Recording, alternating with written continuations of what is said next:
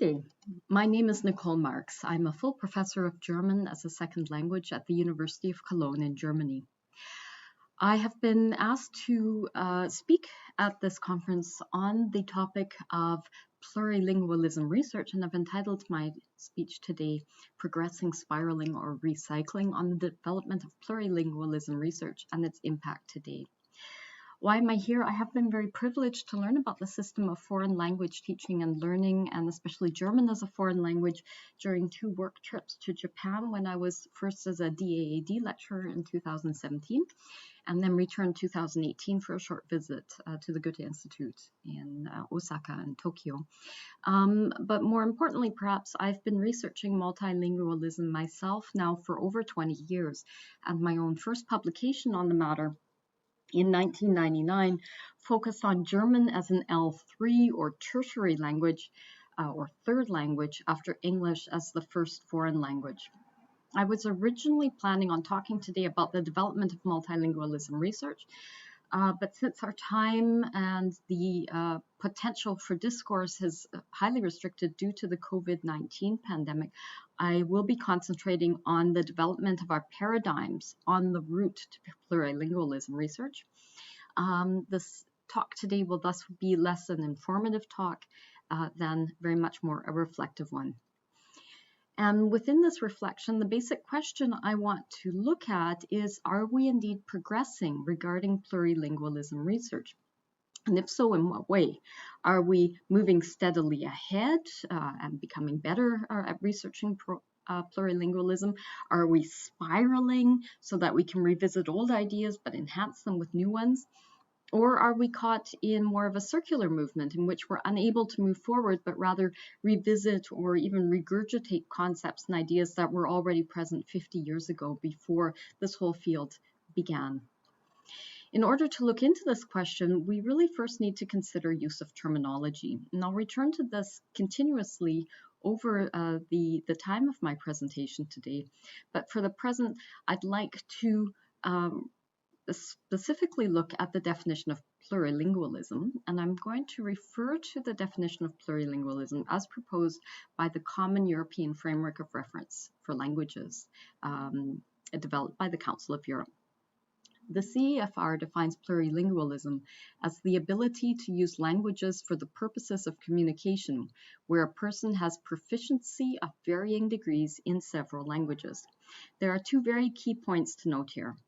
First, plurilingualism refers to the use of at least 3 languages, that is, in several languages.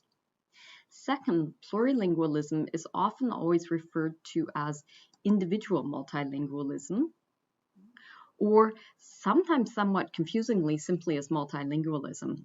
I will attempt to use the term plurilingualism when referring to an individual in the talk today. It is a bit more difficult for me since the German terminology is slightly different here. In German, Mehrsprachigkeit, which literally translates to multi-languageism or multilingualism, actually means plurilingualism, and Vielsprachigkeit refers to multilingualism. So I'm going to look at 3 main questions today and use one example, Exhibit A, I'm calling it in this paper, to exemplify how we have been changing or moving around in plurilingualism research. And I'm going to begin with the first question: how do researchers view plurilingualism? Vivian Cook very early in 1997 proposed a very adept framework for looking at language acquisition research. And in this framework, he stated that there are 2 very basic paradigms from which language acquisition research is carried out. The first paradigm he refers to as a monolinguist paradigm. This views monolingualism as the norm and considers the addition of a new language as something that might lead to positive or negative consequences, but it will lead to consequences. In the second position, he terms the multilingualist perspective, which views plurilingualism as the norm and the deficiency of a second or third language as a state which may lead to deficits in diverse cognitive competencies. So seen from this position, this perspective, it becomes very obvious that almost all linguistics research has indeed been conducted from a monolinguist position, and I would argue that we are still stuck in this perspective. The second way of conceptualizing plurilingualism complicates matters a fair bit further, as discussed in a very interesting article published this year by Raphael Berthelet from the University of Fribourg in Switzerland. In a rather oversimplified nutshell, the problem is here that some research approaches consider languages to have boundaries. That is, languages exist as constructs, they are countable, and other constructs, other approaches, more postmodern sociolinguistic constructs, reject the concepts of languages as distinct entities and consider language to be one category across formal boundaries. For perhaps very obvious reasons, language acquisition research is fairly solidly placed within the framework of the more formal approaches, even whilst these may differ in their approaches to language learning and language teaching. Now, these views have a major impact on a very central research element in plurilingualism or in language acquisition research in total, both in the past and today. That is crosslinguistic influence, which we also refer to as interlingual transfer or simply transfer. This usually regards, by the way, structural characteristics. It doesn't have to be confined to them. Transfer phenomenon actually led to the beginnings of multilingualism and plurilingualism research. So it was, as it were, the catalyzer for plurilingualism research, and it has received a lot of attention over the years. Again, for very obvious reasons, this is a concept which is really only possible within the paradigms of more formal approaches. I'll be returning to this phenomenon a bit later in the presentation. Suffice to say that the remainder of my presentation is especially concerned with more formal or holistic catalytic approaches to plurilingualism, to language learning, simply because this is the position from which language acquisition research has in general been conducted. So the second question I'd like to go into is, how have we understood language learning in the past? How do we understand language learning in general? And I think it's interesting to look at this from a perspective of different phases. And there's different ways to delineate language learning. I'm going to look at 3 phases, which is especially helpful to our reflection today. And that is, we seem to be moving in a phase from second and foreign language learning to third tertiary language learning and culminating in a phase of plurilingual language development. The interesting thing is that in many cases, our specific research foci within language learning, for example, how learners acquire grammatical structures, how they learn to pronounce certain phrases, etc., this has not really changed. Just the perspective in which they have been studied has. So it seems that we've been moving through different phases, but again, I'd like to pose the question, are we really moving forward as a research community, or are we in a kind of spiral, or maybe even stuck in a circle? And I'm going to come back to this again at the end of my speech. First, I'm going to go into each of these phases and explain how each of these phases has contributed to the conceptualization of multilingualism and plurilingualism and our research concepts behind it. So I'll begin with second or foreign language learning, and you could really start a topic or a discussion of this with the phrase once upon a time, because it's not a fairy tale, but indeed language learning in various contexts was for many years, and it actually still is, termed second language learning, sometimes foreign language learning, and we actually see this in the ways that we usually refer to our various language specialties. We talk about ESL, English as a second language. We talk about DAF, Deutsch als Fremdsprache, which is German as a foreign language. We talk about FLA, or Français langue étrangère, French as a foreign as a foreign language. We talk about ELE in the case of Spanish, etc. And our publications, the main publications, reflect this view, both the journals that are very central to our research and central volumes which are published, really almost across the board refer to second language research. And that's interesting from a historical point of view. I don't know if it really reflects how we do view languages now, or perhaps more accurately how we should be viewing linguistic competence nowadays. I'll leave that for the moment though, and go on to the central idea behind this. And the idea behind second language acquisition is that we learn a new language, an L2 or a second language, after having acquired a first language at home. Now, this paradigm is really still going strong in a fair amount of language research, especially in language research in migratory contexts, which is where I'm presently working more in at the moment. And it is very much a monolinguist perspective. Now, interestingly, this monolinguist and monolingual perspective wavers when certain new aspects come to the forefront. And these aspects, more often than not, involve the appearance of other languages in the repertoire, especially in places where we're not expecting them to be, like when the first foreign language appears when learning another language. One of the first papers to discuss this was published by Séraphine Defriend, who investigated French learners of German who had already learned Dutch as a second language.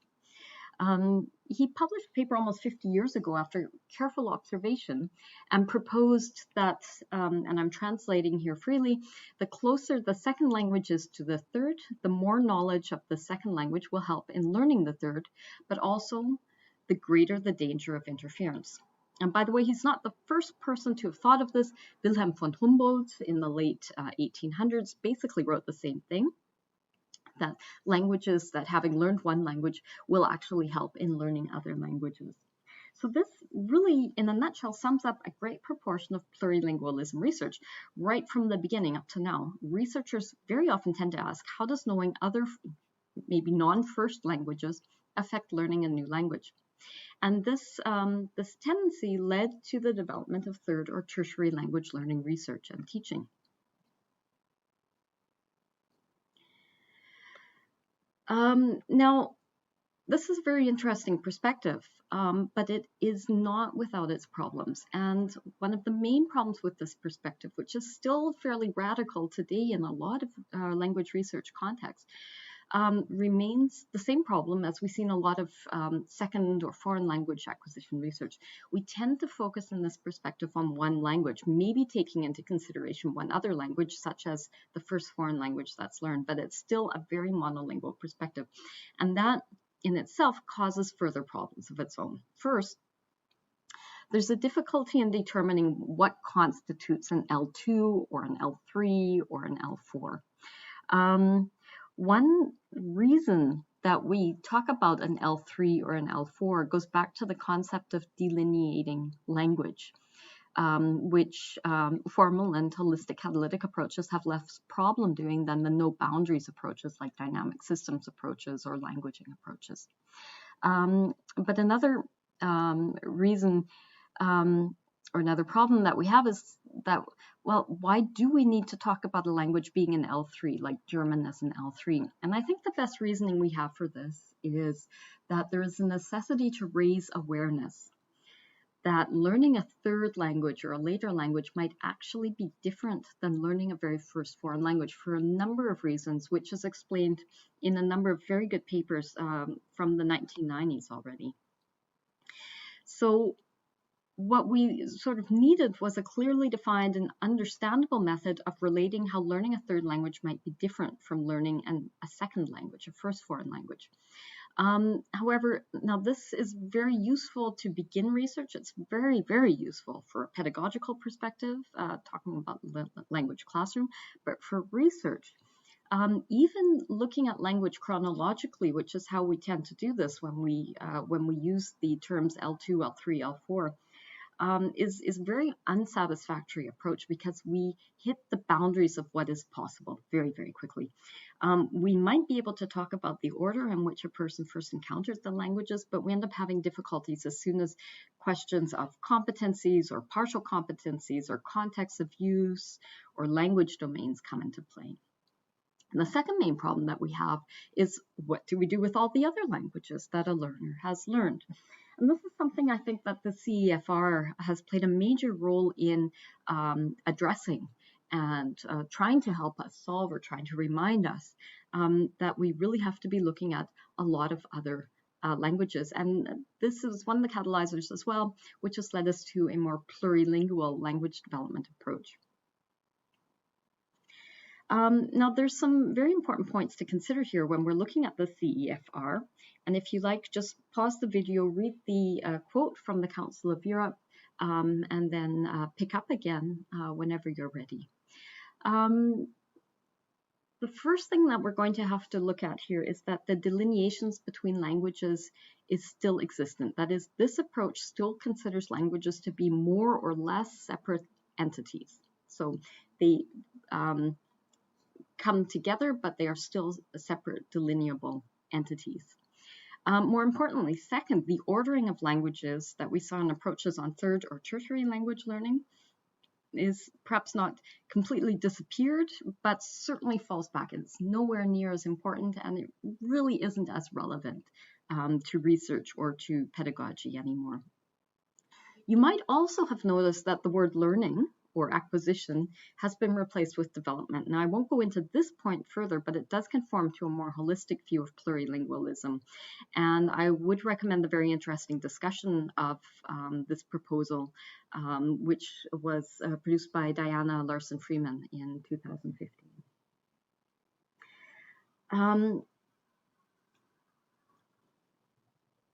The development of new terminology or the use of different terminology is symptomatic for something which has continued through the phase that we've been looking at plurilingualism as a construct. And that is that in language research in total, we've become a lot more careful with how we use terminology. We've become a lot more careful of how we operationalize terminology for research and constructs. And that runs in parallel to a much more stringent, more empirical turn in language use research. One example of this, by the way, in pedagogy is the increased use of the term English as an additional language instead of English as a second language, especially in the North American context. And that mirrors the view that languages are part of a complete linguistic competence, a holistic linguistic competence, as also emphasized in the CEFR. If you're interested in this, Hammerberg presents a very interesting overview of the constructs in an article in 2015. So of primary importance in research on plurilingual developments is that all languages should be considered. So I might have a learner who speaks monolingually, also not as common, but monolingually English as a first language, who might have learned French as a first foreign language, and then learned German as another foreign language, and then Arabic, and then Italian, and then Spanish. But I don't just study the Spanish development in this learner. I try to look at all these languages, take a multilingualist, holistic perspective, and consider how all the languages of this individual contribute to his or her plurilingual competence. Remember, even in separate language classes, even in Spanish as a foreign language class, that language users have an experience with a wide variety of languages and language learning experiences. And there's a lot of ways of visualizing the concept. One of my personal favorites within the holistic catalytic approaches is to see languages sort of like atoms, which are moving around. They're changing shapes, they're bumping into each other, and they're sort of flying around and messing around with each other quite a bit throughout our lives, as soon as we come into contact with them. So what does this mean really for researching language? And in the last few minutes of my presentation, what I'd like to do is look at how these paradigm changes have affected how we view a very, very key concept in language research, and that is the concept of transfer or cross-linguistic influence, which I'm going to shorten as per usual to CLI. So if we look at these three phases and we return to them and consider them from the view of transfer or CLI, we can say, well, the perspective of second or foreign language learner views transfer as something, as an entity, as a process that exists. And during this process, the L1, the first language, causes generally errors in the L2. So that's really not necessary to talk about. We all know about it. We've heard about it a lot. This was probably one of the first things we noticed when learning our own foreign languages. And it is one of the things, the main things that we learn about when we're learning about foreign language learning and teaching at university. The second perspective of third and tertiary language learning sees transfer, and in this phase, cross-linguistic influence started to take more influence as a as a way of describing transfer. And in this view, the L1 will influence the L2, the L1 or the L2 will influence the L3, etc. And Odelin summed this up very nicely in 1989 when he wrote that this is the influence resulting from similarities and differences between the target language and any other language that has been previously perhaps imperfectly acquired. So it's a very linear notion of previous languages affecting other languages. Now this changes when we look at languages from a more holistic perspective about when we look at languages altogether and how languages play around with each other. In this context, transfer or CLI becomes the influence of any language on any other, in some contexts being called not being able to keep languages apart. And I'm going to stop here and look at how exactly transfer might be considered and how we might, in this context, and only through looking at plurilingual language development, how we might be able to even extend or expand the concept of cross-linguistic influence. Again, turning to a visualization, plurilingualism research has allowed us to consider how language characteristics and language skills may affect each other across language boundaries. So language A might affect language C, but language C might also affect language A, and language B might affect language A, but also might affect language C, etc. And this is what we would call cross-linguistic influence of language skills within the paradigm of plurilingualism research. What's really interesting, though, is what's happening here in the center between all the languages. And I only use 3 languages because in a Venn diagram, 4 circles are becoming a bit more difficult to show on a 2-dimensional plane. But this does pertain to all languages.